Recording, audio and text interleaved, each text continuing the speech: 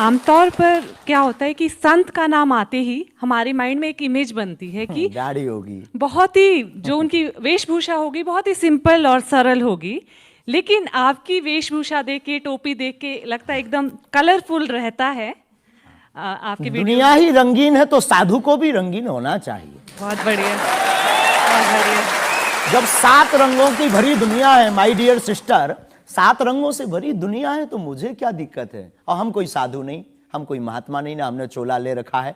हम एक वर्ण व्यवस्था की बात नहीं करेंगे, हम एक गुरु के शिष्य हैं और आम इंसान हैं। और अगर कोई सरनेम पूछे तो हम शुक्ल वंशीय सरयूपारी ब्राह्मण है। तो जो 7 ब्राह्मणों की वेशभूषा है वो हमने धारण की। गुरु के नाते हमने ये पादुका अपनी एक परंपरा को निर्वाहन करने के लिए धारण की। और टोपी कोई आया तो दे गया, अगर आप कुछ दो बहन हमें तो वो भी स्वीकार है।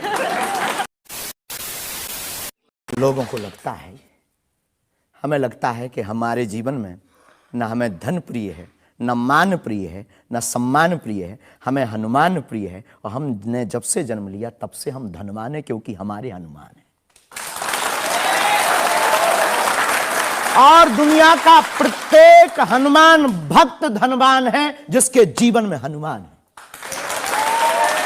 अब वो निर्धन है इस दुनिया में जिसके जीवन में भगवान नहीं, वो निर्धन है। और अगर बाप हनुमान हो और धनवान हनुमान हो और उनका भक्त अगर रंगीन ना हो, पीला लाल ना हो, जब हनुमान जी लाल देह लालीन से हो सकता तो लाल पगड़ी क्यों नहीं हो सकती।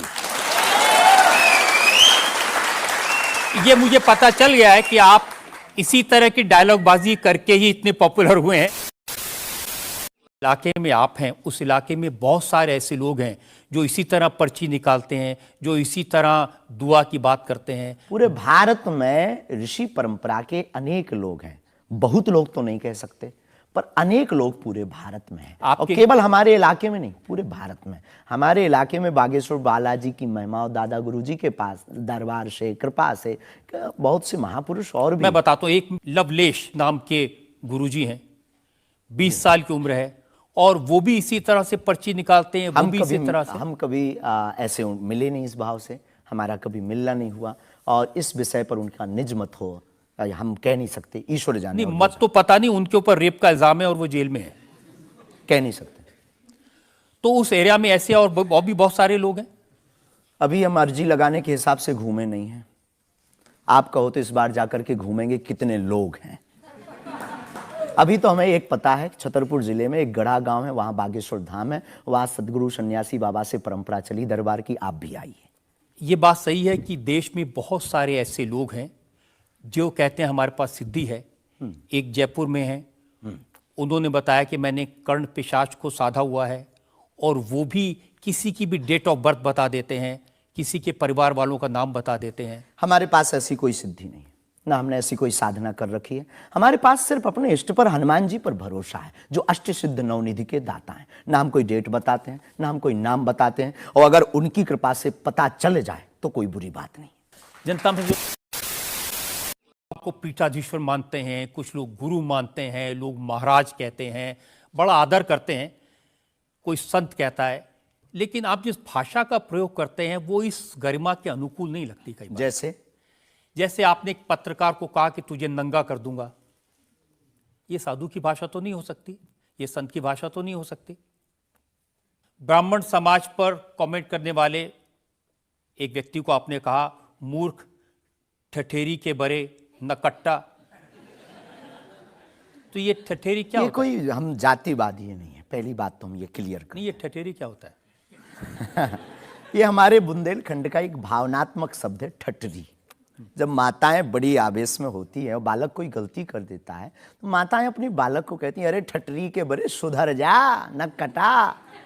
तो हम बहुत गांव के भोले भाले अनपढ़ गवार आदमी हैं, अंगूठा छाप है, ठीक से पढ़ाई की नहीं, तो गवार आदमी है। तो जो माँ की हमारी जो परंपरा है, जो पारिवारिक बोलचाल है, उस पारिवारिक बोलचाल में अगर कोई साधु के ऊपर टिप्पणी उठाएगा, रामचरितमानस पर टिप्पणी उठाएगा या भगवान पर टिप्पणी उठाएगा, तो स्वभावश सनातनी हिंदू होने के नाते वो लहजा निकल जाता है। और सठे साठ्यम समाचरित, ये भी कौन सी गलत बात है। अगर कोई भगवान को गाली बके और हम उसको श्रीमान जी कहें स्वामी जी कहें, भगवान कहें, तो हमें तो नहीं लगता कि वो बिनय ना मानत जलद जड़ गए 3 दिन बीत, और बोले राम सकोप तब भय बिन हो ये न प्रीत। आपने जो बोलचाल उसमें आपने बिगड़ा जिस है, अंदाज में कहा था वो सम्मानजनक नहीं था। समाज के लिए असभ्य था, इसमें कोई संदेह नहीं है। लेकिन हम अपनी भाषा से समझने का कोशिश करते हैं, जो कई बार हमारी भाषा लोगों के अनुरूप फिट नहीं है। कभी नहीं, आपको नहीं लगता कि संत तुकाराम जैसे महान महापुरुष, संत के बारे में ये कह दिया, उसके लिए हमने तो गलती माननी चाहिए। बिल्कुल, अगर ये किसी की भावनाओं को ठेस पहुंचा तो संतों के प्रति हमारे हृदय में अथाह प्रेम है, अथाह प्रेम। और हम स्वप्न में भी, हम तो खुद साधु परंपरा से जीवित हुए हैं, नालायक से बोलने लायक संतों के कारण हुए। और हम अगर संतों का अनादर करेंगे तो अपनी जिंदगी में हम रहेंगे कहाँ। तो हम तो विनम्रता पूर्वक अगर किसी को ठेस पहुंचा तो हमें नहीं लगता कि हमारे द्वारा उनको ऐसा कहा, लेकिन अगर किसी को ठेस पहुंचा और शब्द ऐसा मुंह से फिसल गया तो हम क्षमा प्रार्थी, कोई संदेह। जिस सनातन धर्म की आप बात करते हैं वो वसुदेव कुटुंबकम सबसे की पहले चर्चा। तो संयम, धैर्य, भाषा पर नियंत्रण, ये सब। लेकिन कब तक धैर्य, कब तक संयम?